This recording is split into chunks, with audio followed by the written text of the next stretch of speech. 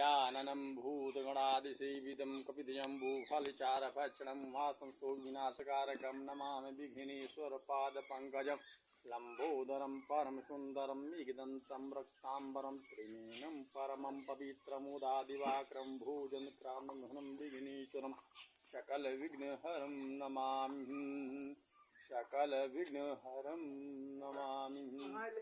नारायणं नमस्कृतं नरसिंह नरोत्तमं देवी श्रीव्यासं ततो जयमुदीरयेत् करेण वीणां प्रवादयन्तीं तथा जपन्तीम् अपरेणिमालां मलालपितां संसुन्दरिष्टां सर्वसतीतां शिरसा नमामि।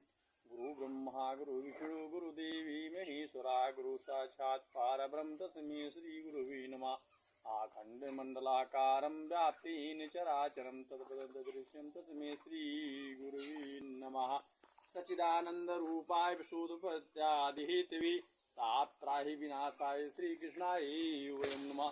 शङ्खं चक्रं गदाः पदं वनमाल्यं विभूषितं कर्पूरगौरं करुणावतारं संसारसारं भुजगेन्द्रहारं सदा वसन्तं हृदयारविन्दे भवं भमामि सहितं नमामि।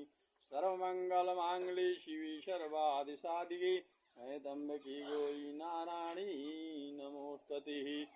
ॐ सर्वबाधाविहारमुक्तो धनधान्यसुतान्विता मनुष्यो मत्प्रसादेन भविष्यति न संशया भविष्यति न संशया।